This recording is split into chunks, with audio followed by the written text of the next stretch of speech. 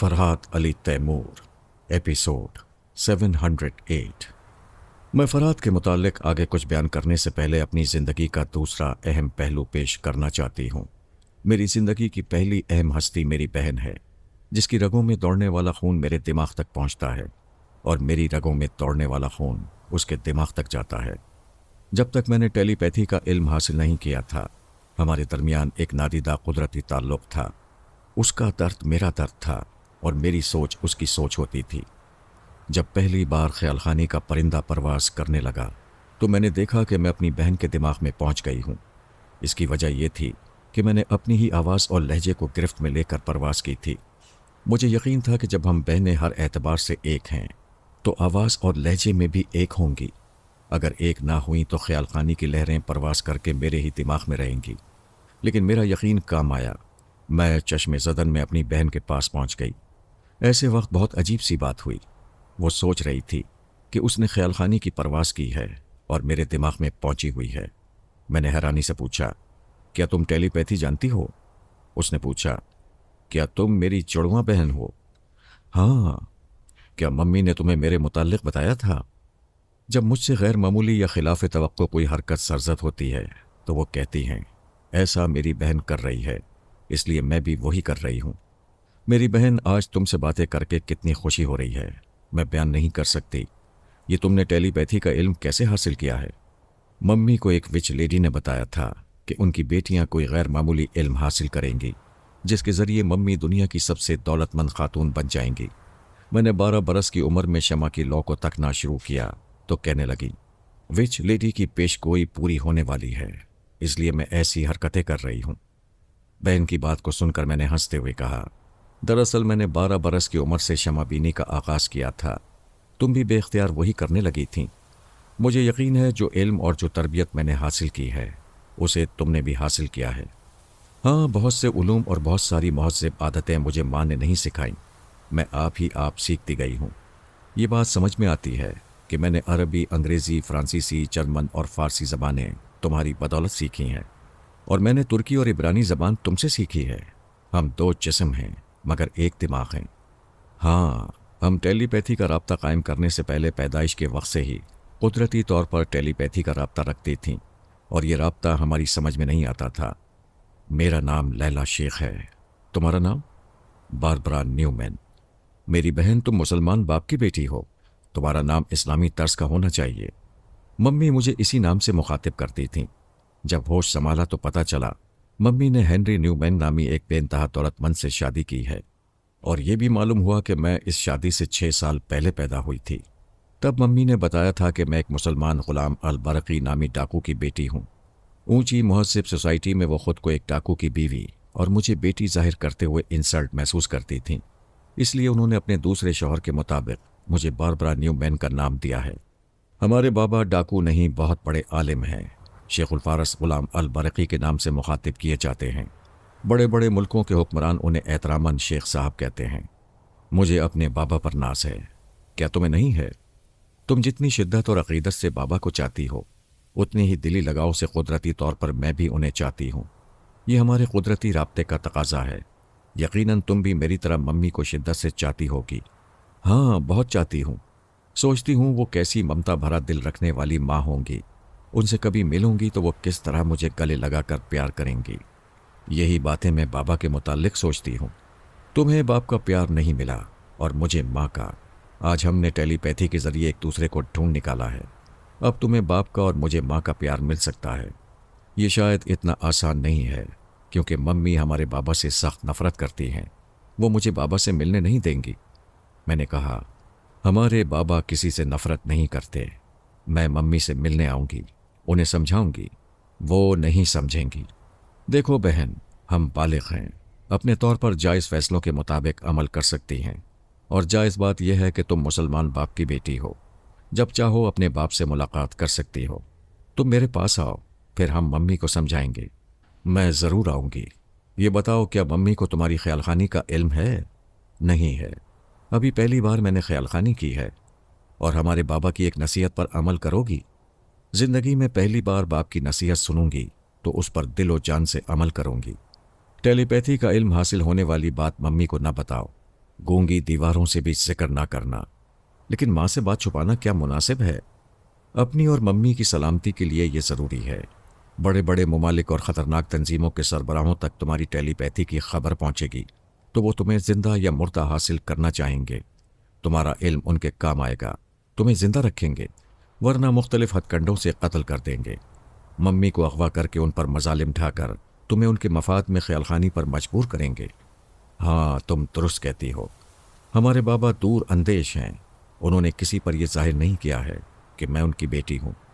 मेरे सर्टिफिकेट और दीगर अहम कागजात से बाबा का मालूम हो सकता है, लेकिन मैं गुमनाम और मोहताज ज़िंदगी गुजार रही हूँ। कागजात में शेखुल फारस नहीं, सिर्फ गुलाम बरक़ी लिखा हुआ है। हम दोनों जब तक टेलीपैथी का इल्म छुपाए रखेंगी तब तक हमारे वालिदैन पर कोई आंच नहीं आएगी। मैं तुम्हारी बात अच्छी तरह समझ गई हूँ। वादा करती हूँ ये इल्म मम्मी पर या किसी पर भी जाहिर नहीं करूँगी। तुम बहुत अच्छी हो। अच्छी तो तुम हो। तुम्हारी वजह से मैंने ज़हानत हाजिर दिमागी, सांस रोकने का फ़न और टेलीपैथी का ज़बरदस्त इल्म हासिल किया है। तुम कब आ रही हो? अभी बाबा से बातें करूँगी, उन्हें 2 खुशखबरियाँ सुनाऊँगी। एक तो ये कि हमें टेलीपैथी का इल्म हासिल हो गया है, दूसरी ये कि तुमसे राब्ता हो चुका है। ये खुशखबरी सुनाने के बाद तुमसे कहूँगी कि बाबा के दिमाग में आओ। क्यों, ठीक है ना? ठीक है, मैं बेचैनी से इंतज़ार करूँगी। इंतज़ार करने की ज़रूरत क्या है? तुम मेरे दिमाग में रह सकती हो या जब चाहो मेरे पास आ सकती हो। मैंने ये खुशखबरी सुनाने के लिए बाबा के दिमाग में पहुँचना चाहा। वो मुराक़बे में थे। उन्होंने सांस रोक ली। मुराक़बा तोड़कर पूछा, बेटी रसवंती तुम हो? बाबा जानी मैं हूँ, आपकी बेटी लैला। अभी मैंने ख्यालखानी की कोशिश की तो हैरान रह गई। बाबा जानी आज मैं बहुत खुश हूँ। मुझे टेलीपैथी का इल्म आ गया है। क्या आपको यकीन आ रहा है? हाँ बाबा की जान, मेरे अंदर कोई शैतान टेलीपैथी जानने वाला आवाज़ और लहजा बदल कर नहीं आ सकता। मुझे यकीन है कि अल्लाह ने बहुत बड़ी कामयाबी अता की है। मैं नमाज शुक्र अदा कर रहा हूँ। तुम 10 मिनट के बाद आना। बाबा जानी शुक्रानी की 2 नमाजें अदा करें। मैं ख्यालखानी की परवाज़ करते ही अपनी बहन के पास पहुँच गई थी। मैंने आपकी बेटी से खूब बातें की हैं। ये खुशखबरी सुनते ही वो एकदम से साकित हो गए, जैसे खुशी के मारे दम निकलते निकलते रह गया हो। वो खला में तकते रह गए, आंखें मुसर्रत के आंसुओं से भीगने लगीं। फिर उन्होंने एक लंबी सांस खींचकर कहा, मेरी बच्ची कैसी है? मेरी बच्ची खुश तो है ना? आराम से है? बाबा की जान मुझे याद करती है? मेरी बहन मेरे ज़रिए बाबा जानी के दिमाग में पहुंच गई थी। कहने लगी, बाबा जानी मैं आपकी दूसरी बेटी हूँ। आपको बहुत याद करती हूँ, बहुत याद करती हूँ। याद करते करते रोने लगती हूँ। ये कहते ही वो फरते जज्बात से रोने लगी। मैंने समझाया, क्या करती हो बहन? देखो बाबा जानी भी रोने लगे हैं। मैं अभी आऊँगी। आपने लैला को बचपन से गोद में खिलाया है, उसे सीने से लगाया है, उसे अपने पहलू में सुलाया है। मैं भी आपके जानों पर सर रख कर सोऊंगी। आप आहिस्ता बोलते रहेंगे तो आपकी हर बात लोरी की तरह सुनाई देगी। वो बड़ी देर तक मोहब्बत की पाकीज़गी में डूबकर एक दूसरे से बोलते रहे। फिर बाबा जानी ने तौबा करते हुए कहा, तौबा तौबा, मैं मुसरतों के समंदर में डूबकर अपने मालिक को भूल गया। मैं उसका हर सांस में शुक्र अदा करता हूँ, दिन रात इबादत करता हूँ, तब भी इबादत का हक़ अदा न कर सका। मेरी बच्चियों अभी जाओ, मैं नमाज शुक्राना अदा कर रहा हूँ। हम उनके दिमाग से आ गए, एक दूसरे से बातें करते रहे। ये प्लानिंग करते रहे कि किस तरह एक दूसरे से और बाबा जानी से मिलना चाहिए। बाद में उन्होंने कहा, मैं तुम्हारे पास लंदन आ रहा हूँ, क्या मेरी दूसरी बेटी मौजूद है? वो कहने लगी, मैं मौजूद हूँ। आप लैला से मिलने आए तब भी मौजूद रहूँगी। मेरा तो जी चाहता है रूह बनकर आपके अंदर समा जाऊँ। मैं खुश नसीब हूँ, मेरी बेटियाँ कितना प्यार करती हैं। लेकिन तुम्हें इस तरह ख्यालखानी में मसरूफ़ देखकर तुम्हारी मम्मी क्या सोचती होंगी? अभी ख्यालखानी शुरू किए 2 घंटे हुए हैं, मम्मी से सामना नहीं हुआ है। जब होगा तो मैं नींद का बहाना करके अपनी ख्वाबगाह में आ जाऊंगी। मैंने कहा, बाबा जानी मैंने बहन को समझा दिया है कि वो अपने और मम्मी के तहफ़्फ़ुज़ की खातिर मम्मी को टेलीपैथी के मुताल्लिक़ न बताए, वरना दुश्मन पीछे पड़ जाएंगे। मैं अपनी ख्यालखानी कभी किसी पर ज़ाहिर नहीं करूँगी। वो रात की फ़्लाइट से मेरे पास आए, 2 बेटियों को पाकर बहुत खुश थे। कहने लगे, मुझ पर इदारे की बहुत ज़्यादा जिम्मेदारियाँ हैं, वरना अभी अपनी बेटी से इस्तांबुल मिलने चला जाता। खुदा का लाख लाख शुक्र है कि टेलीपैथी के ज़रिए हमारी मुलाकात हो रही है। मैंने कहा, اب آپ زبان سے گفتگو نہ کریں، میں بہن کے ساتھ آپ کے دماغ میں آ رہی ہوں۔ وہ دماغ میں پہنچ کر بولی، بابا جانی آپ مجھے بیٹی کہتے ہیں، لیلا مجھے بہن کہہ کر مخاطب کرتی ہے، میرا کوئی نام ہونا چاہیے۔ وہ یہودی نام نہ مجھے پسند ہے نہ آپ کو گوارا ہے۔ انہوں نے کہا، جب میں نے لیلا کا نام فالنامے میں سے منتخب کیا تو ان لمحات میں تم بھی میرے دل میں دھڑک رہی تھیں۔ میں نے فال کے مطابق تمہارا نام سلطانہ منتخب کیا تھا۔ میں تمہیں سلطانہ کہوں؟ وہ خوش ہو کر کہنے لگی، مجھے ایسا لگتا ہے میں آج پیدا ہوئی ہوں، آج میرا نام رکھا گیا ہے۔ باپ کی زبان سے بیٹی کے اس نام میں محبت کوٹ کوٹ کر بھری ہوئی ہے۔ سلطانہ بیٹی، میں 2 دن کے لیے ادارے سے باہر آیا ہوں، صبح کی فلائٹ سے لیلا کے ساتھ استنبول آؤں گا۔ اوہ بابا جانی، آپ کتنے اچھے ہیں، میری برسوں کی آرزو پوری کر رہے ہیں۔ آپ کو اور لیلا کو دیکھنے کی خوشی میں نیند نہیں آئے گی۔ مجھے بتائیں کس فلائٹ سے آ رہے ہیں، میں ایئرپورٹ پر موجود رہوں گی۔ خوشی اور جذبات پر قابو رکھو، کسی طرح بھی اپنی ممی کو شبہ نہ ہونے دو کہ تم ہم سے ملنے والی ہو۔ ہمارا قیام جمال پاشا کے محل میں ہوگا۔ تم نہایت پاک صاف ہو کر حضرت خواجہ صلاح الدین شرفی کے حجرے میں آؤ گی جو مسجد رومی کے عقب میں ہے۔ اسی حجرے میں ہماری ملاقات ہوگی۔ کیا آپ لیلا کو ممی سے ملنے کی اجازت نہیں دیں گے؟ ضرور دوں گا، ماں بیٹی کو ضرور ملنا چاہیے۔ میں کل شام کو واپس چلا آؤں گا، لیلا وہاں رہے گی۔ وہ رات کے 9 بجے میرے پاس آئے تھے، ہم سے 1 گھنٹے تک باتیں کرتے رہے، پھر رات کے کھانے کے بعد ایک کمرے میں جا کر عبادت میں مصروف ہو گئے۔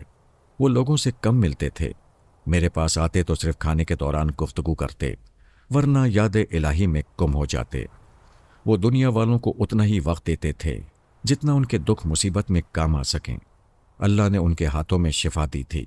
پرانے سے پرانے مرض میں مبتلا رہنے والا ان کی خدمت میں حاضر ہو جاتا، مرض سے نجات حاصل کر کے جاتا۔ کوئی بھی پیچیدہ مسئلہ ہو، ان کی ہدایت پر عمل کرنے سے سلجھ جاتا۔ میں رات کو دیر تک مطالعہ کرنے کی عادی ہوں، بچپن سے صرف 4 گھنٹے سونے کی عادت ہے۔ صبح 4 بجے اٹھ کر جاگنگ اور ہلکی ورزش کرتی ہوں۔ جب میں صبح کی دوڑ لگا کر گھر آئی تو بابا جانی فجر کی نماز سے فارغ ہو گئے تھے۔ ہم نے ہلکا سا ناشتہ کیا، کافی پی، پھر ایئرپورٹ کے لیے روانہ ہو گئے۔ سلطانہ کی تمام عادتیں میری طرح تھیں، وہ بھی رات کو صرف 4 گھنٹے سوتی تھی، صبح اٹھ کر جاگنگ اور یوگا کی مشقیں کرتی تھی۔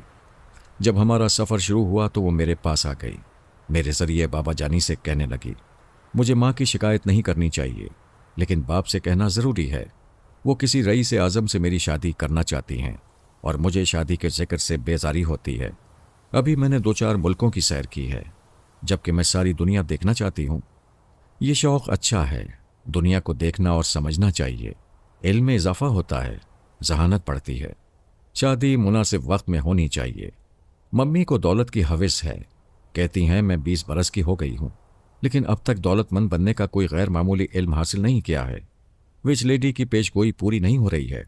بیٹی، وچ لیڈی کے شیطانی علم نے درست کہا تھا، تم دونوں بہنوں نے غیر معمولی علم حاصل کیا ہے، لیکن 20 برسوں کی عبادت اور ریاضت سے مجھے جو روحانی قوت حاصل ہوئی ہے، وہ قوت کہتی ہے جس دن تمہاری ماں بے انتہا دولت حاصل کرے گی، اسی دن اس کا دم نکل جائے گا۔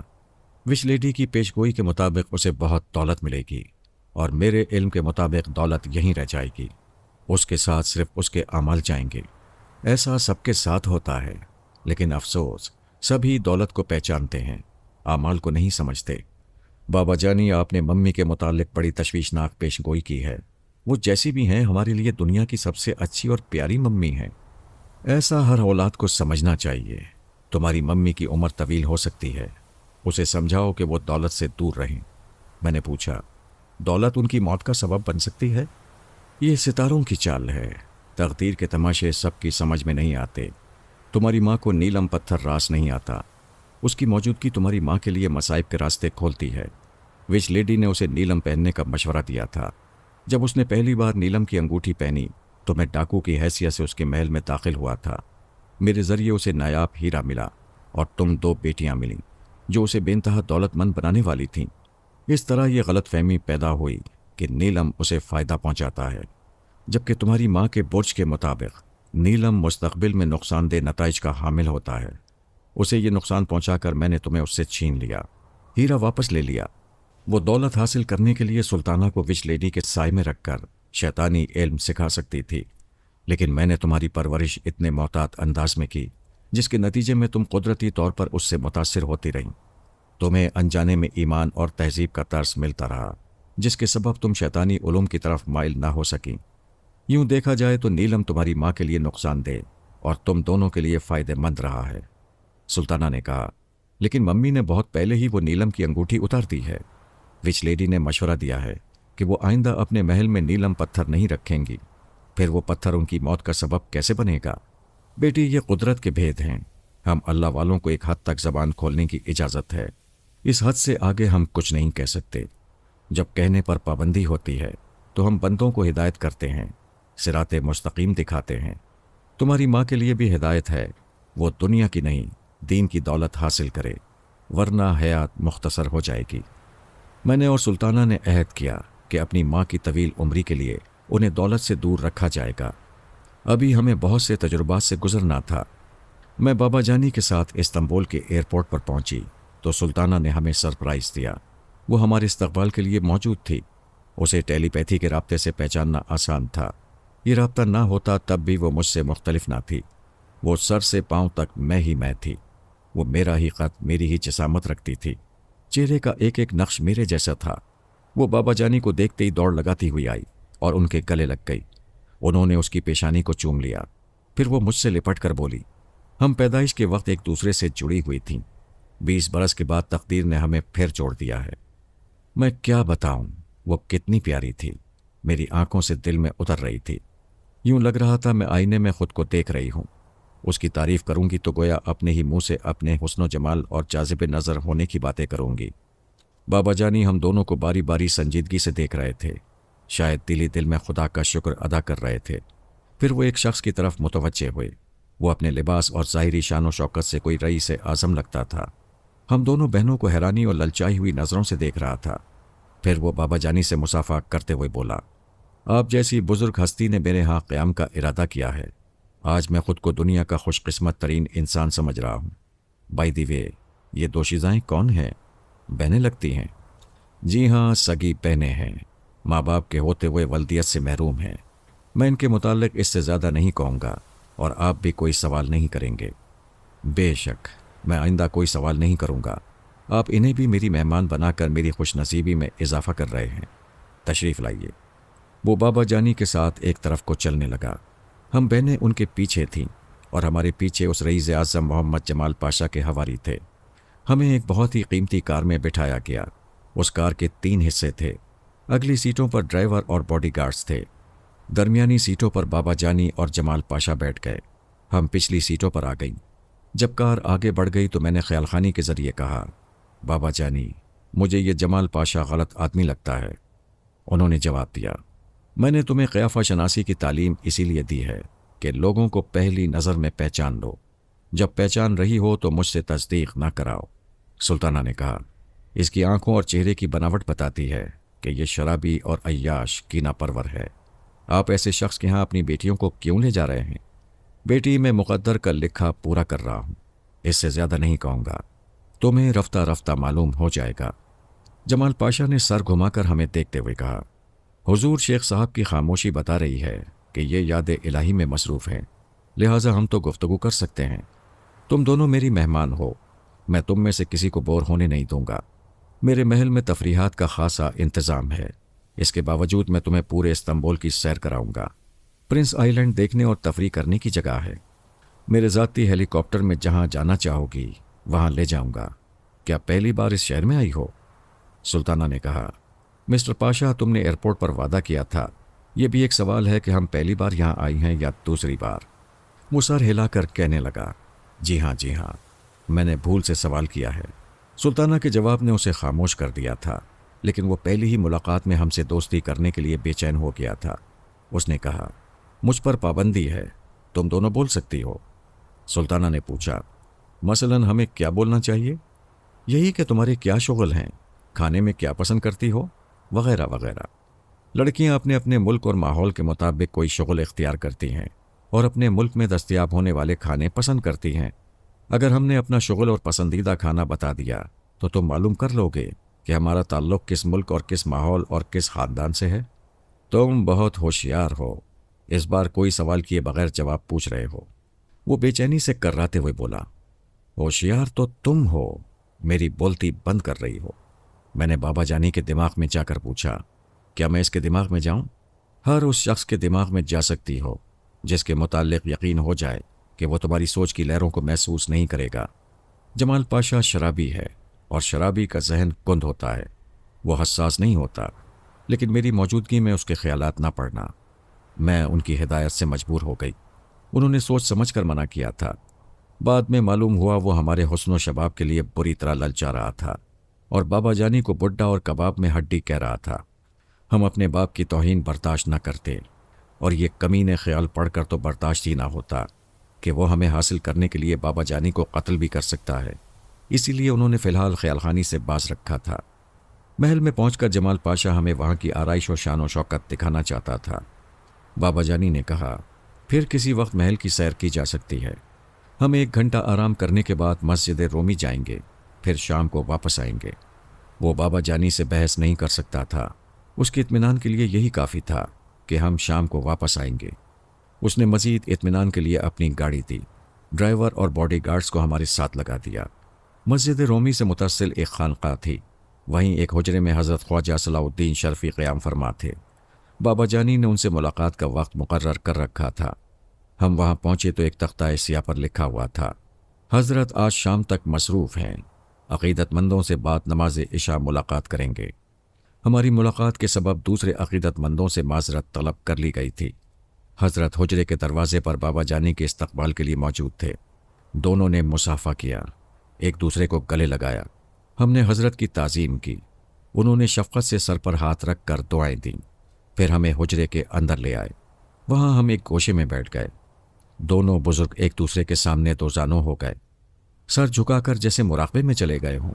ان کی طویل خاموشی اور کبھی کبھی سر ہلانے کا انداز بتاتا تھا کہ وہ ایک دوسرے سے بول رہے ہیں، اور اکثر باتوں پر سر ہلا کر ایک دوسرے کی تائید کر رہے ہیں، حالانکہ ان کی زبانیں چپ تھیں۔ میری اور سلطانہ کی اتنی جرت نہیں تھی کہ اللہ والوں کے دماغوں میں جاتے اور ان کے بھید معلوم کرتے۔ بڑی دیر بعد حضرت صلاح الدین شرفی نے ہمیں مخاطب کیا، بیٹی لیلا، بیٹی سلطانہ، تمہارا باپ تمہیں خاص مقصد کے لیے یہاں لایا ہے۔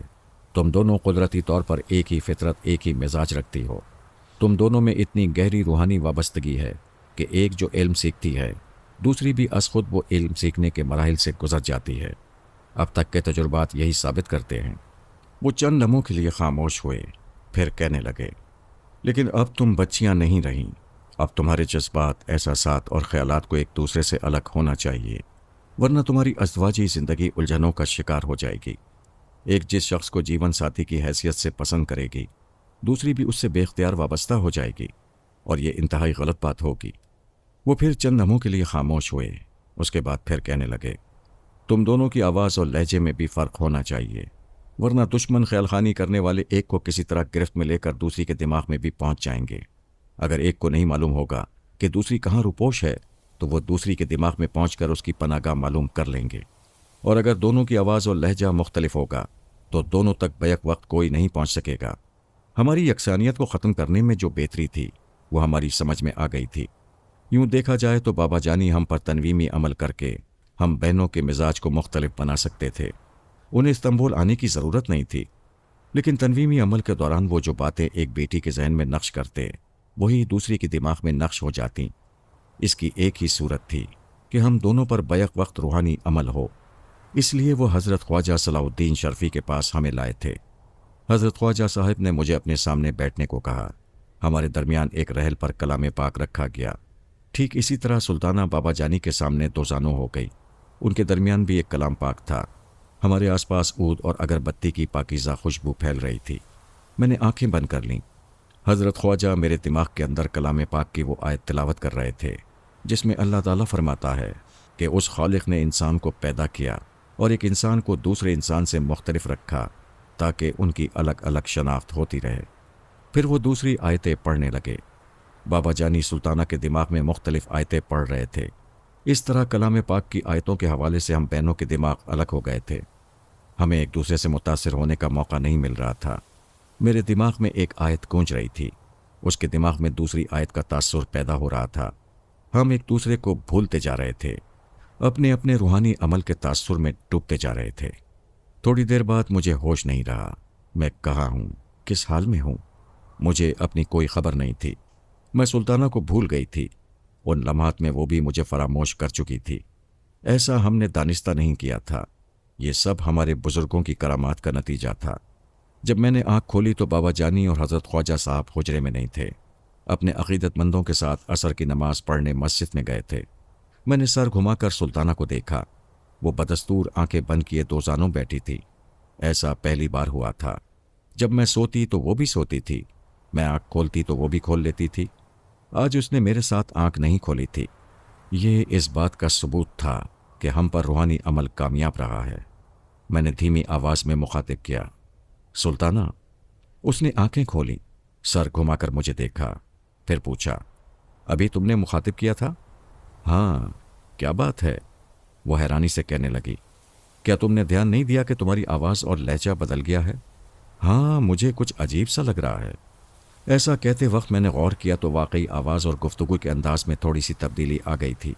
मैंने सुल्ताना से कहा, मेरी पहली आवाज़ और लहजे को गिरफ्त में लेकर दिमाग में आओ। उसने मेरी हिदायत पर अमल किया, ख्याल खानी की परवाज़ की।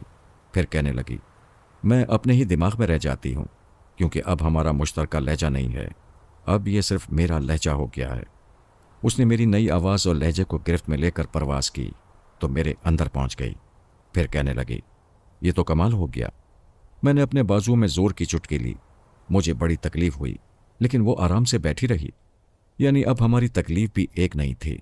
उसने कहा, आज से हम चेहरे और जिसामत में एक हैं, बाकी ख्यालात, जज्बात और मिजाज के एतबार से मुख्तलिफ हैं। हमारी पैदाइशी और फितरी यकसानियत ख़त्म हो चुकी है। हमारे बुजुर्ग मस्जिद से वापस आ गए। हज़रत ख्वाजा सलाउद्दीन शर्फी ने हम दोनों के सर पर हाथ रख कर दुआएं दीं, फिर हमें जाने की इजाज़त दे दी। बाबा जानी हमें साथ लेकर हुजरे से बाहर आ गए। तब पता चला कितना वक्त गुजर चुका था। हम दिन के तकरीबन 11 बजे हुजरे में गए थे और असर के वक्त निकले थे। इस तमाम अरसे में हम पर किस तरह अमल होता रहा और किस तरह गफलत में वक्त गुजरता रहा, यह हमें मालूम ना हो सका। बाबा जानी ने पूछा, बेटी सुल्ताना, तुम माँ के पास नहीं जाओगी? आपसे दूर रहने को जी नहीं चाहता। मैंने कहा, और माँ के करीब आकर मेरा दिल तड़प रहा है। जी चाहता है अभी दौड़ती हुई उनकी आगोश में पहुंच जाऊं। उन्होंने कहा, जब एक बेटी बाप से मिल रही है तो दूसरी को माँ से ज़रूर मिलना चाहिए। मेरे अच्छे बाबा जानी, क्या मैं जाऊं? हाँ, बेशक जाओ, मगर उसे ये मालूम ना हो कि मैं इस शहर में हूं। मैंने सुल्ताना से कहा, तुमने माँ के बारे में बहुत कुछ बताया है, लेकिन महल के बारे में जानना बाकी है।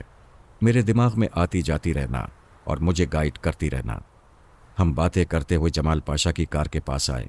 वो कार सुबह 11 बजे से हमारे इंतज़ार में खड़ी हुई थी। ड्राइवर और बॉडीगार्ड मौजूद थे। बॉडीगार्ड ने बाबा जानी से कहा, हुजूर, हमारे आका जमाल पाशा कई बार अपने महल से खैरियत मालूम करने आए। एक बार हुजरे की तरफ भी गए, लेकिन उन्हें अंदर आने की इजाज़त नहीं दी गई। वो बहुत गुस्से में हैं, आपके लिए परेशान हैं। मैं समझ रही थी, वो बाबा जानी के लिए नहीं, हम बहनों के लिए परेशान था। हमारे लिए तड़प तड़प कर महल से यहाँ आता रहा था। सुल्ताना बाबा जानी के साथ पिछली सीट पर बैठ गई। बॉडीगार्ड ने मुझे देखा। मैंने कहा, मैं नहीं जाऊंगी। मैं बाबा जानी को सलाम करके वहां से चल पड़ी। थोड़ी दूर तक फुटपाथ पर चलती रही, फिर एक टैक्सी में बैठकर मगरबी इस्तांबुल के रेलवे स्टेशन की तरफ जाने को कहा, जिसके करीब ही मेरी माँ का वो महल था जहां मेरे बाबा जानी ने 11 माह तक गुलामाना जिंदगी गुजारी थी।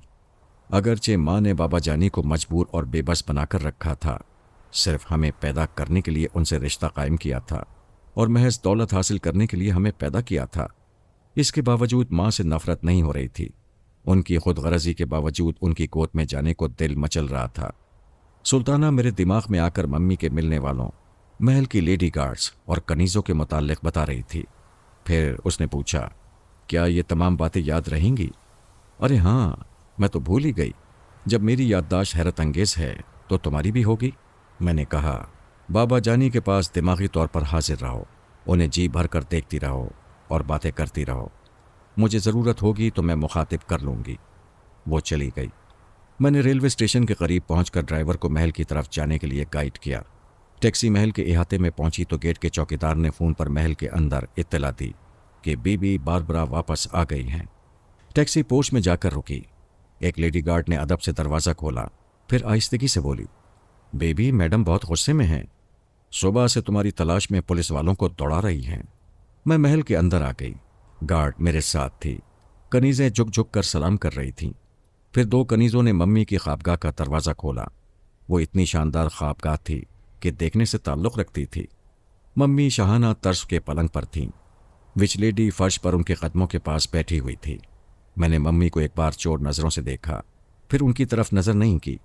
انہیں دیکھنے کے بعد دوڑ کر گلے لگنے کو جی چاہتا تھا، لیکن اس سے پہلے تھوڑی سی ایکٹنگ ضروری تھی۔ میں پل کے جھپکائے بغیر ایک طرف تکنے لگی۔ ممی نے ڈانٹ کر پوچھا، تم رات کے 3 بجے سے کہاں تھیں؟ مجھ سے جھوٹ نہ کہنا۔ لیڈی گارڈ نے اور گیٹ کے چوکیدار نے تمہارے یہاں سے جانے کا وقت نوٹ کیا تھا۔ میں خوابگاہ کے دروازے پر کھڑی خاموشی سے خلا میں تکتی رہی۔ ممی نے پھر سختی سے پوچھا، خاموش کیوں ہو؟ جواب دو۔ میں کیا بتاؤں؟ ماں کی ڈانٹ ڈپٹ کتنی اچھی لگ رہی تھی۔ زندگی میں پہلی بار ماں کا غصہ دیکھ رہی تھی۔ وہ غصہ محبت سے بھرپور لگ رہا تھا۔ وچ لیڈی نے فرش پر سے اٹھتے ہوئے ماں سے کہا، اے میری مالکہ، ہماری بیبی کو کچھ ہو گیا ہے۔ دیکھ، اسے غور سے دیکھ، یہ پل کے نہیں چپک رہی ہے۔ ماں بستر سے اٹھ کر کھڑی ہو گئی، مجھے غور سے دیکھتے ہوئے قریب آنے لگی۔ جب بالکل قریب آ گئیں تو مجھ سے برداشت نہ ہو سکا۔ میں نے ممی کہہ کر ایک چیخ ماری، پھر ان سے لپٹ کر رونے لگی۔ وہ حیران اور پریشان ہو کر پوچھ رہی تھیں، کیا ہوا؟ کیا ہوا میری جان کو؟ میں تو یوں ہی ڈانٹ رہی تھی، مجھے کیا معلوم تھا کہ تم رونے لگو گی؟ میں نے ان کے چہرے کو دونوں ہاتھوں میں لے کر چوم لیا، پھر کبھی لپٹنے لگی، کبھی چومنے لگی۔ میں اسی جسم سے پیدا ہوئی تھی۔ ان سے بار بار لگ کر عجیب طرح کی راحت ہو رہی تھی۔ وہ پوچھ رہی تھیں، بیٹی یہ آج تجھے کیا ہو گیا ہے؟ میں نے آنسو پوچھتے ہوئے کہا، ممی میرا جی چاہتا ہے آپ سے ہمیشہ کے لیے چپک کر رہ جاؤں، پھر کبھی الگ نہ ہو سکوں۔ انہوں نے ہنستے ہوئے مجھے پیار کیا، پھر میرا ہاتھ پکڑ کر وہ شاہانہ طرز کے پلنگ کے پاس آئی، مجھے محبت سے بستر کے سرے پر بٹھایا۔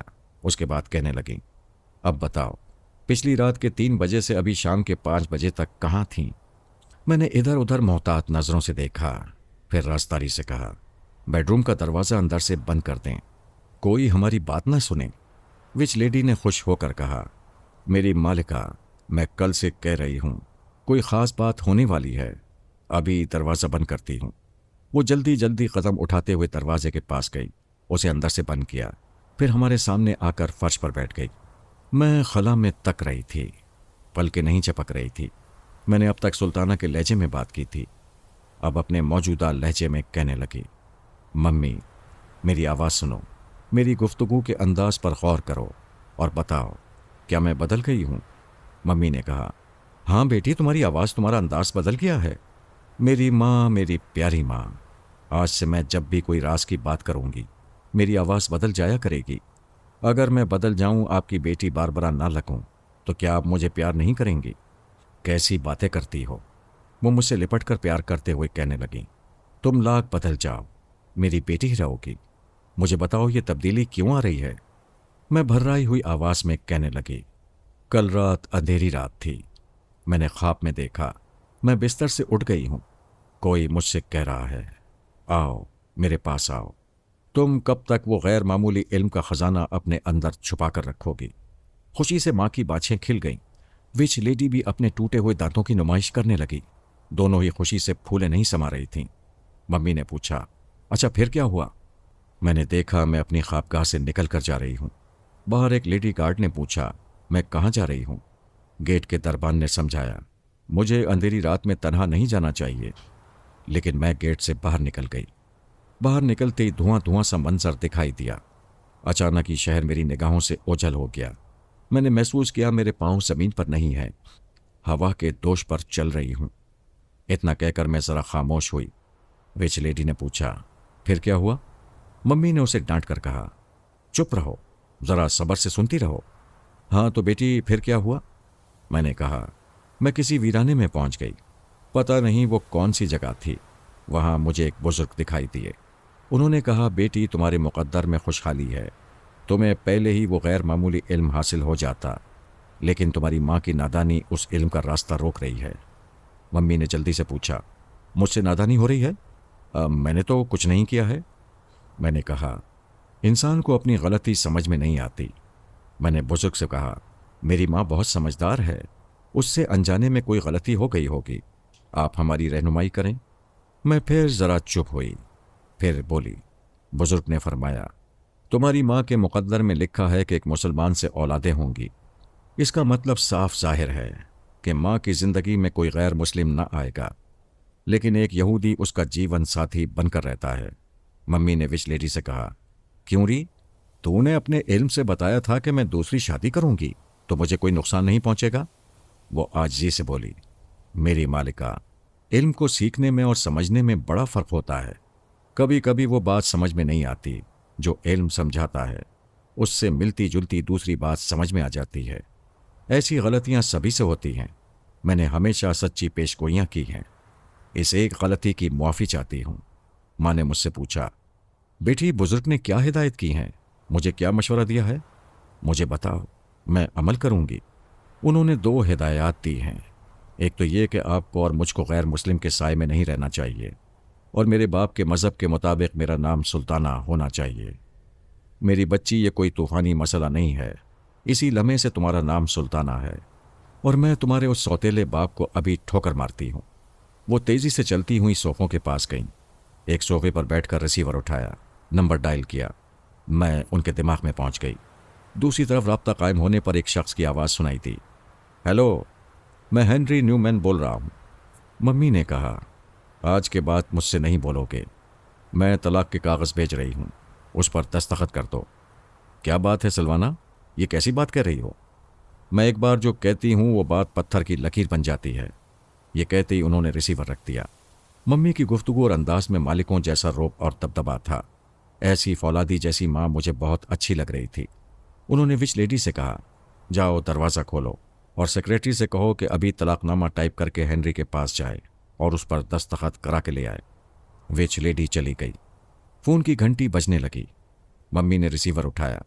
دوسری طرف سے ہنری نیومین نے پوچھا، سلوانہ ڈارلنگ تم ہو؟ ہاں میں ہوں، میرا سیکریٹری طلاق نامہ لے کر تمہارے پاس آ رہا ہے۔ میں دستخط نہیں کروں گا۔ آخر تمہیں طلاق کیوں دوں؟ تمہیں کیا ہو گیا ہے؟ کیا مجھ سے دل بھر گیا ہے؟ میں ایک مسلمان کی بیوی بننے کے بعد کسی غیر مسلم کی بیوی بن کر نہیں رہ سکتی، ورنہ ستارے گردش میں رہیں گے۔ اس کمبخت وچ لیڈی نے تمہیں بہکایا ہے۔ اتنے برس میرے ساتھ رہنے کے بعد مسلم اور غیر مسلم کا مسئلہ کیوں پیدا ہو رہا ہے؟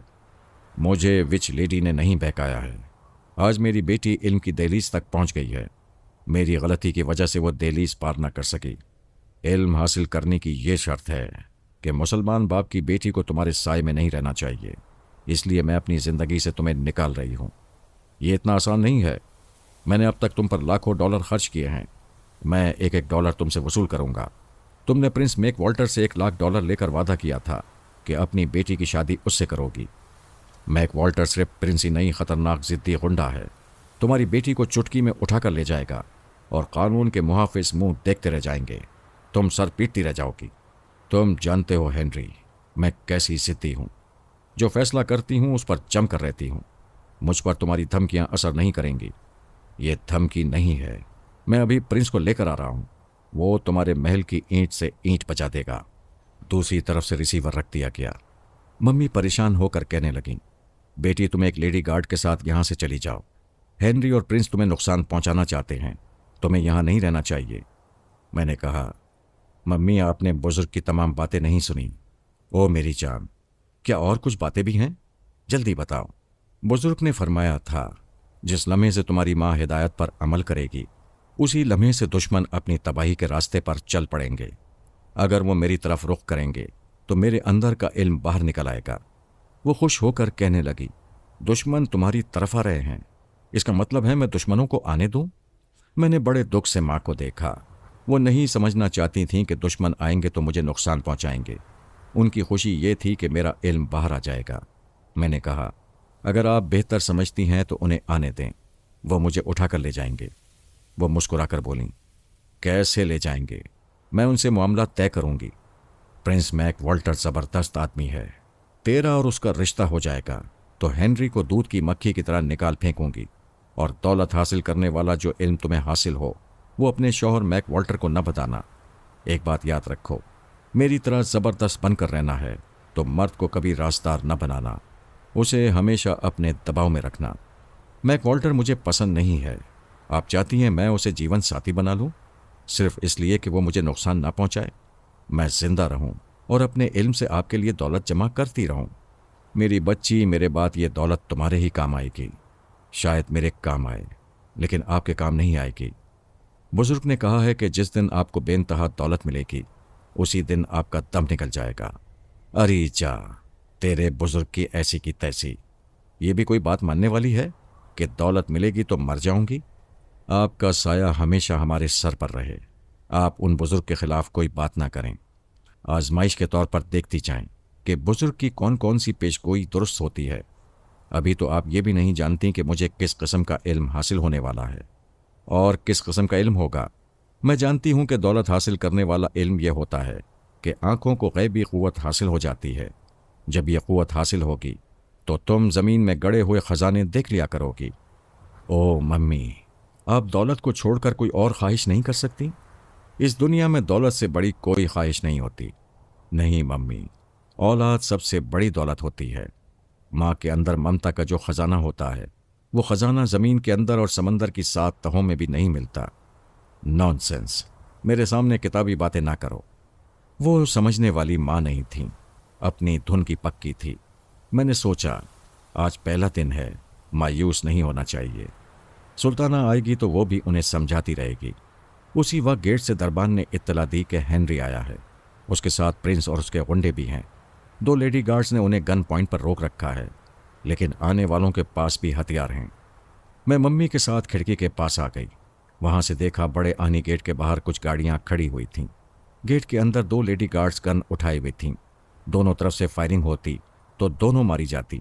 ممی نے گارڈز کو واپس آنے کا حکم دیا، پھر کہنے لگی، ہنری تم قانون شکنی پر اتر آئے ہو۔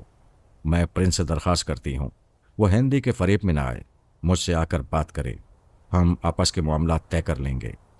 پرنس میک والٹر نے کہا، ہنری میرا دوست ہے، میں تمہاری حسین بیٹی کی خاطر دوست کو نہیں چھوڑوں گا، تمہاری بیٹی کو اٹھا کر لے جاؤں گا۔ میں نے کہا، تم اٹھانے کی تکلیف نہ کرو، میں خود آ رہی ہوں۔ ممی پریشان ہو کر کہنے لگی، ارے یہ کیا کہہ رہی ہو، تم نہیں جاؤ گی، میں پولیس کو بلا رہی ہوں۔ میں نے دروازے کی طرف جاتے ہوئے کہا، پولیس والے پرنس کے معاملے میں کترا جاتے ہیں، وہ یہاں لاشوں کے ڈھیر لگا کر مجھے لے جائے گا تو قانون منہ دیکھتا رہ جائے گا۔ میں محل کے مختلف حصوں سے گزر کر باہر جانے لگی۔ ممی لیڈی گارڈز کو حکم دینا چاہتی تھیں کہ مجھے پکڑ لیا جائے، باہر نہ جانے دیا جائے، لیکن میں نے ان کے دماغ میں رہ کر انہیں حکم صادر کرنے کا موقع نہیں دیا۔ دربان نے مجھے آتا دیکھ کر گیٹ کھول دیا۔ پرنس اور ہنری نے مجھے جیت لینے کی خوشی میں نعرہ لگایا، ہوائی فائرنگ کی۔ ہنری نے پوچھا، سلوانا کیا اب بھی طلاق لوگی؟ ہاں لوں گی، تمہیں محل میں گھسنے نہیں دوں گی۔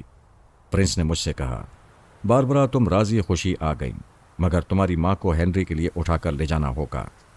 پہلی بات تو یہ کہ آج سے میرا نام باربرا نہیں سلطانہ ہے۔ دوسری بات یہ کہ تم میری ماں اور ہنری کے معاملے میں نہ پڑو، اگر اس کا ساتھ دو گے تو میں تمہارے ساتھ نہیں جاؤں گی۔ ہنری نے کہا، پرنس یہ تمہارے ساتھ راضی ہے، اس لیے بات نہ بڑھاؤ، اس کے کہنے کے مطابق میرے معاملے میں نہ پڑو، یہاں کھڑے رہ کر تماشا دیکھو، میں ابھی اس کی ماں کی ایسی کی تیسی کرتا ہوں۔ طاقت کا نشہ انسان کو جانور بنا دیتا ہے، وہ نہیں سوچتا کہ کمزور عورتوں پر مردانگی دکھا رہا ہے، بلکہ عورتوں پر ہی زبردستی مردانگی دکھانے کا مزہ آتا ہے۔ میں پرنس کے پاس آئی، وہ مجھے جیت کا مال سمجھ کر میری کمر میں ہاتھ ڈالنا چاہتا تھا۔ میں نے کہا، ابھی مجھے ہاتھ نہ لگانا، جب میں آ گئی ہوں تو بے صبری کیوں؟ وہ ہنستے ہوئے کہنے لگا، کوئی بات نہیں، میں شراب کی بوتل کو منہ سے لگا کر غٹا غٹ نہیں پیتا، تمہیں بھی ٹھہر ٹھہر کر گھونٹ گھونٹ پیوں گا۔ ادھر ہنری ہاتھ میں ریوالور لیے 2 گن مین کے ساتھ آگے بڑھا۔ اس کی شامت آ گئی تھی، وہ میری ماں سے زیادتی کرنا چاہتا تھا۔ جیسے ہی اس نے محل کے احاطے میں جانے کے لیے گیٹ پر قدم رکھا، میں نے اس کے دماغ کو اچھال دیا۔ وہ فضا میں کئی فٹ اوپر اچھل کر چیختا ہوا واپس آیا، پھر گیٹ کی آہنی جالیوں سے ٹکرا کر سر کے بل زمین پر گرا۔ گرتے ہی تڑپنے لگا، اس کی پیشانی اور ناک سے لہو بہنے لگا تھا۔ پرنس اور اس کے آدمی دوڑتے ہوئے اس کے پاس گئے۔ پرنس نے پوچھا، یہ تمہیں کیا ہو گیا تھا؟ ہنری تکلیف سے کراتے ہوئے بولا، وہ سلوانا کے پاس جو لیڈی وچ ہے وہ کالا جادو کر رہی ہے۔ اس وقت وچ لیڈی ممی کے پاس آ کر کھڑی ہو گئی تھی۔ پرنس نے ریوالور نکالتے ہوئے کہا، جادوگر کی بچی، میں تجھے زندہ نہیں چھوڑوں گا۔ اس نے وچ لیڈی کا نشانہ لیا، لیکن میں نے اس کی کھوپڑی گھما دی۔ ریوالور کا رخ بدل گیا، اس نے پے در پہ کئی فائر کیے۔ اس کے اور ہینری کے گن مین گولیاں کھا کر چیخیں مارتے ہوئے گرتے گئے اور مرتے گئے۔ اس کے ریوالور کی 6 گولیاں ختم ہوئیں تو باقی گن مین وہاں سے بھاگنے لگے۔ ایک نے کہا، ہماری جان مفت میں نہیں آئی ہے، وہ وش لیڈی تمہارے ذریعے ہم سب کو مار ڈالے گی۔ پرنس حیران پریشان کھڑا تھا۔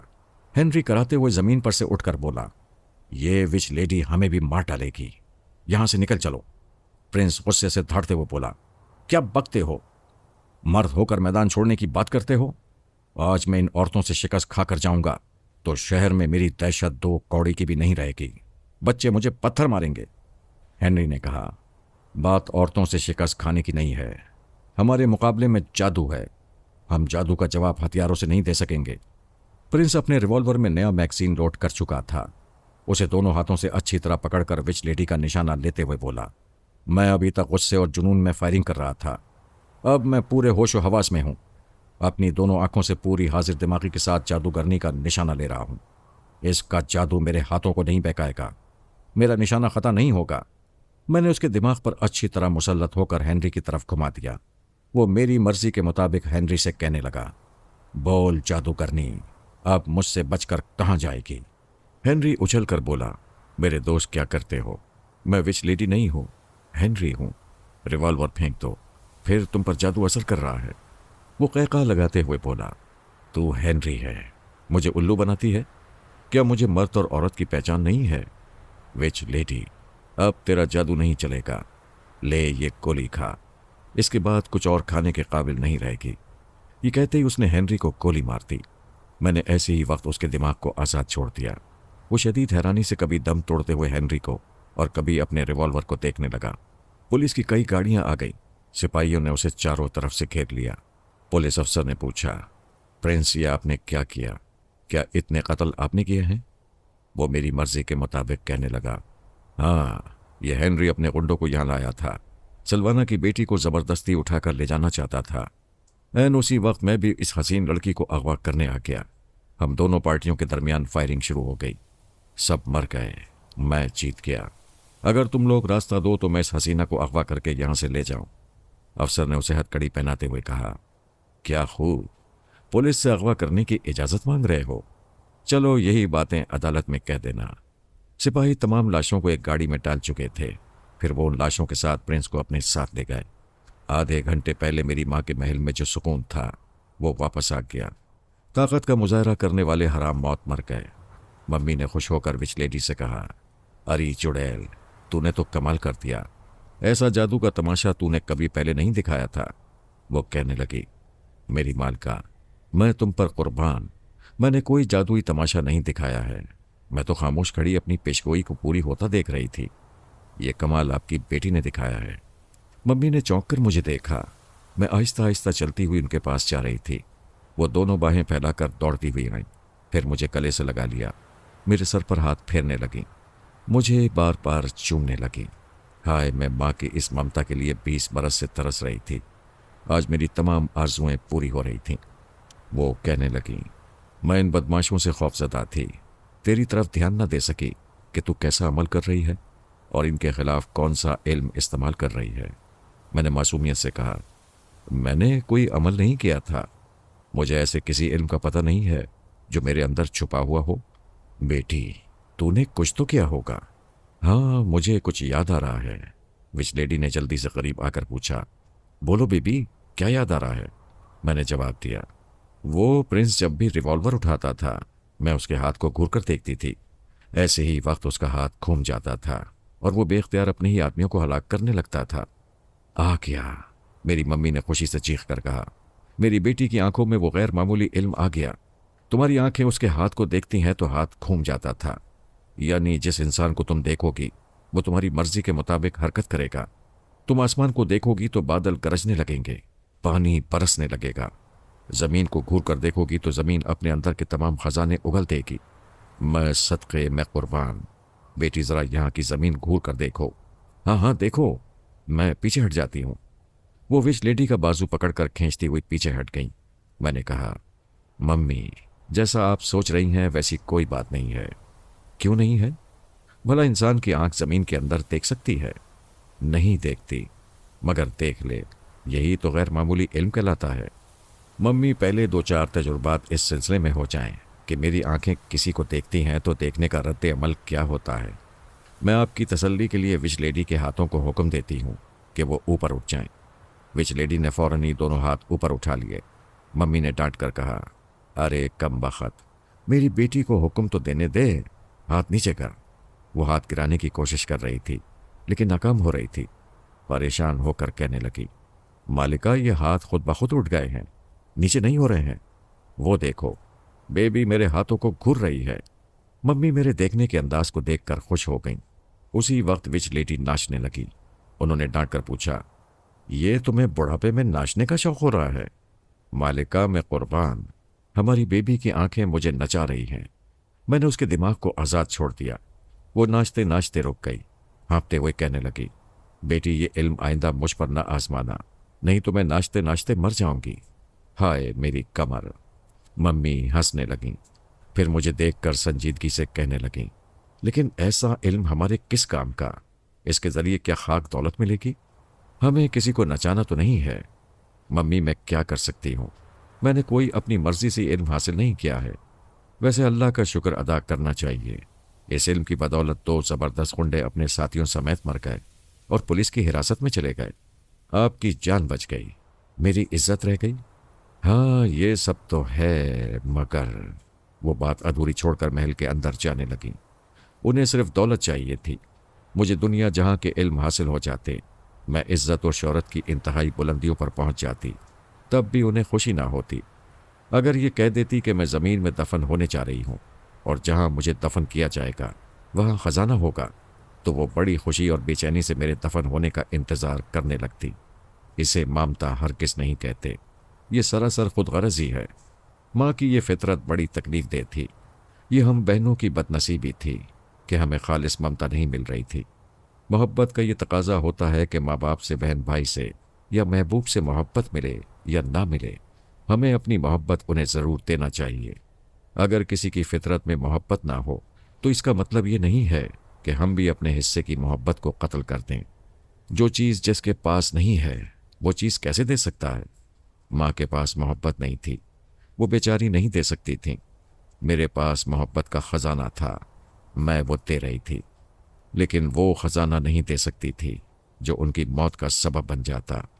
اب میں ذرا سلطانہ کی رودات بیان کروں گی۔ وہ بابا جانی کے ساتھ محل میں پہنچی تو جمال پاشا ذرا خوش ہوا، ذرا مایوس ہوا، کیونکہ خیالی خیال میں دونوں کے حسن و شباب کو صبح سے دیکھتا آ رہا تھا اور رات کو اپنے عیش قدے میں کسی ایک سے بھی محروم نہیں رہنا چاہتا تھا۔ دولت کا نشہ اور حسین عورت کو چھیننے جھپٹنے کا مزہ ایسا ہوتا ہے کہ آدمی پھر آدمی نہیں رہتا، جانور بن جاتا ہے۔ جمال پاشا بڑی عزت سے بابا جانی کو محل میں لے کر آیا۔ ان کے لیے کمرہ مخصوص کیا گیا تھا۔ اس نے کہا، حضور یہ کمرہ محل کے ایک کوشے میں ہے تاکہ آپ کی عبادت میں خلل نہ پڑے۔ پھر اس نے سلطانہ سے کہا، میرے ساتھ آؤ، میں تمہارا کمرہ دکھاؤں گا۔ بابا جانی نے کہا، جاؤ بیٹی محل کی سیر کرو۔ سلطانہ اس کے ساتھ جانے لگی۔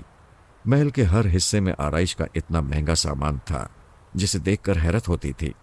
ہر سامان سے دولت مندی کا غرور جگمگاتا تھا۔ جگہ جگہ حبشی غلام اور حسین کنیزیں دکھائی دے رہی تھیں۔ جاپان، امریکہ، یورپ اور ایشیا کے ہر ملک اور ہر شہر سے حسین ترین لڑکیوں کو خرید کر کنیز بنا کر رکھا گیا تھا۔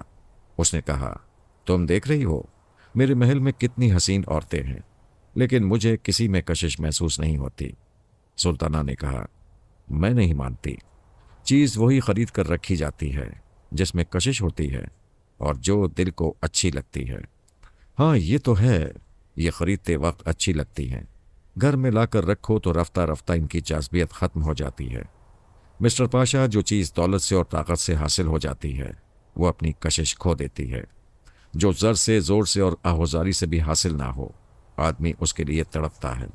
بے شک ہماری دنیا کے بے شمار لوگ بعض اوقات اپنی پسند کی چیز حاصل نہیں کر پاتے کیونکہ ان کے پاس دولت ہوتی ہے، جبکہ وہ چیز طاقت سے حاصل ہوتی ہے، اور کبھی وہ چیز دولت اور طاقت سے بھی نہیں، عقل سے حاصل ہوتی ہے۔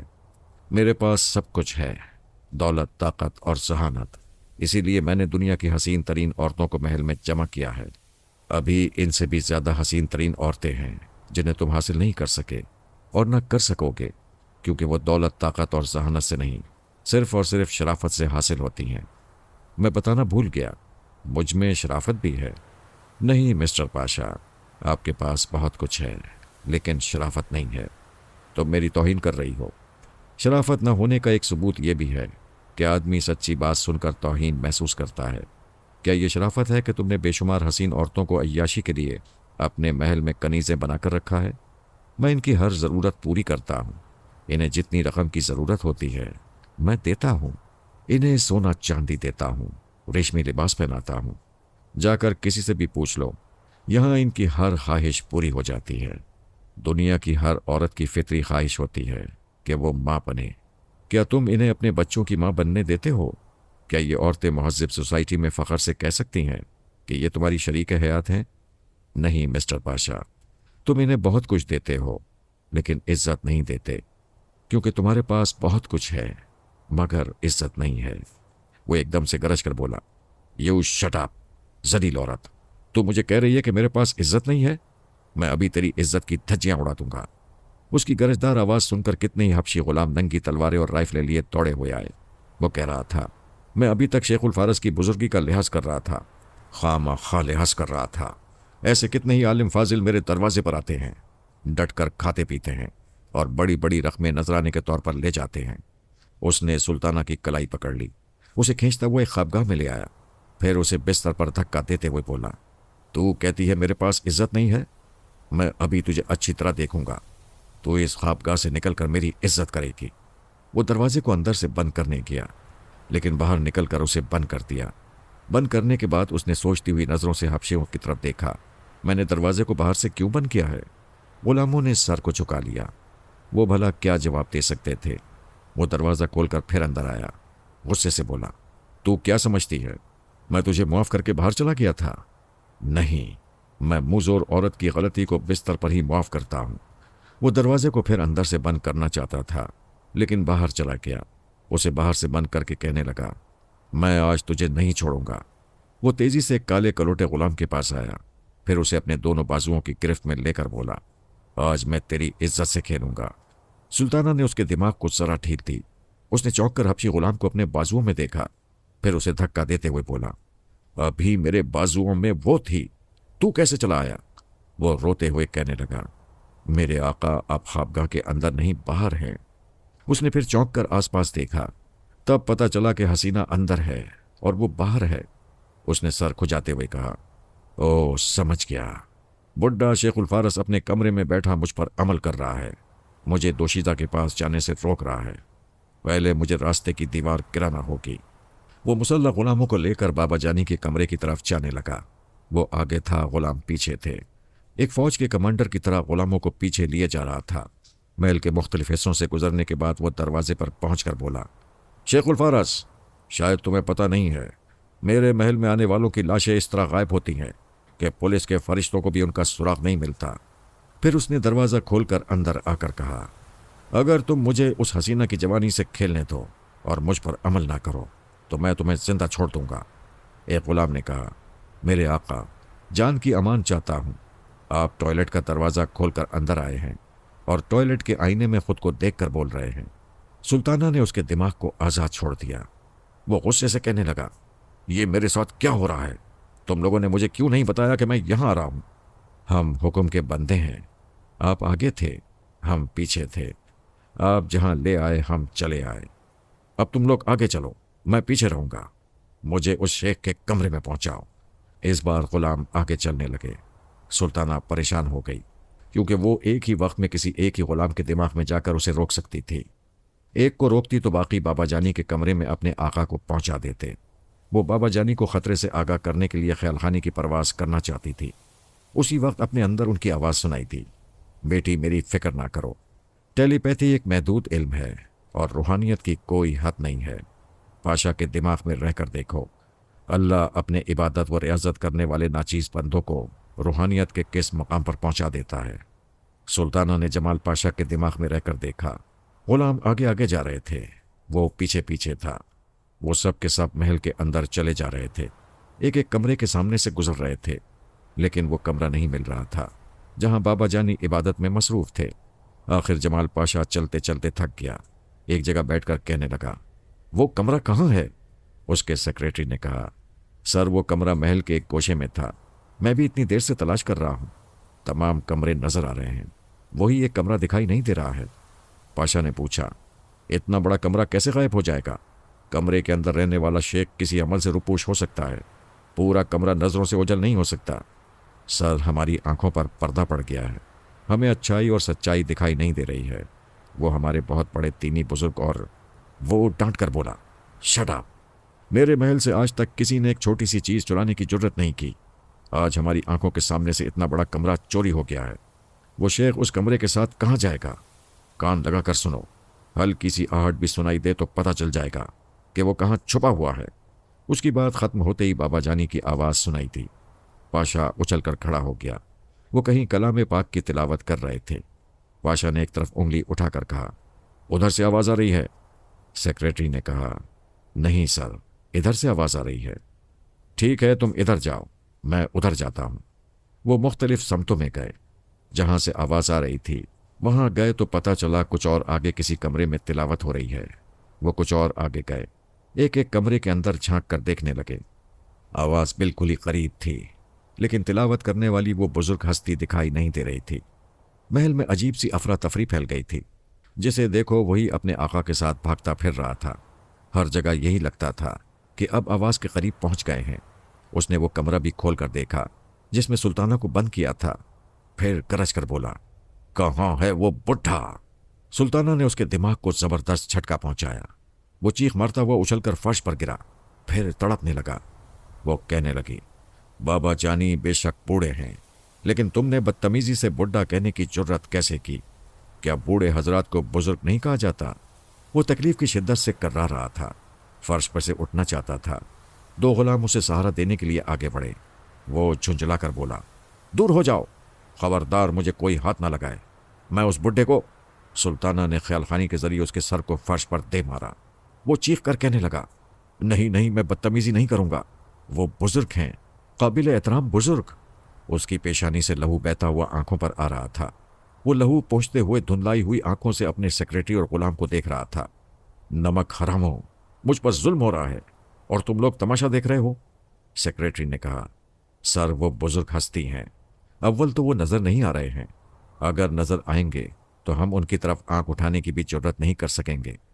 میں حکم دیتا ہوں اس نہیں، میں بڈھا نہیں کہوں گا، مگر ہاں اسے گولی مار دو۔ باڈی گارڈ نے پوچھا، جو نظر نہ آتا ہو اسے گولی کیسے مار سکتے ہیں؟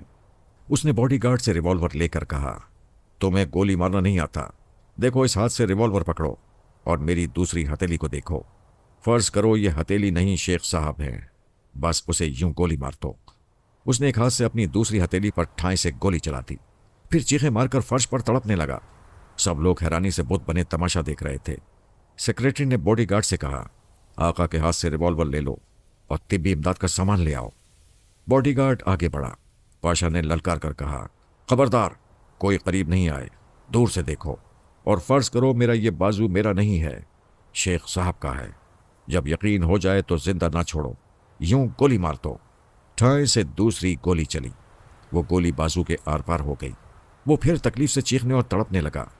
وہ غرور اور بدتمیزی سے باز آنے والا نہیں تھا، اسے اس حال پر چھوڑا جا سکتا تھا، لیکن ظالم کو کیوں چھوڑا جائے؟ خدا نخواستہ بابا جانی کمزور ہوتے تو وہاں سے زندہ نہ آتے۔ سلطانہ ٹیلی پیتھی نہ جانتی ہوتی تو اپنی عزت و آبرو گنوا بیٹھتی، کسی کا کچھ نہ جاتا، دنیا کا کاروبار یوں ہی چلتا رہتا۔ جمال پاشا کے عمل میں پھر کوئی بڈھا بیچارہ اپنی جوان بیٹی کے ساتھ آتا اور اپنی آنکھوں کے سامنے بیٹی کی عزت لٹنے کا تماشا دیکھتا اور ہائے ہائے کہہ کر رہ جاتا۔ اونچے محلوں کی اونچی دیواروں کے اندر ہونے والے گناہوں اور بدترین جرائم کا حساب قانون کے محافظ بھی نہیں لیتے۔ اگر سلطانہ بھی محاسبہ نہ کرتی تو ٹیلی پیتھی کا علم حاصل کرنا بیکار تھا۔ علم سے بڑھ کر کوئی طاقت نہیں ہوتی، کیونکہ علم برائی کو جڑ سے اکھاڑ کر پھینک دیتا ہے، اس لیے علم کو استعمال کرنا لازمی ہوتا ہے۔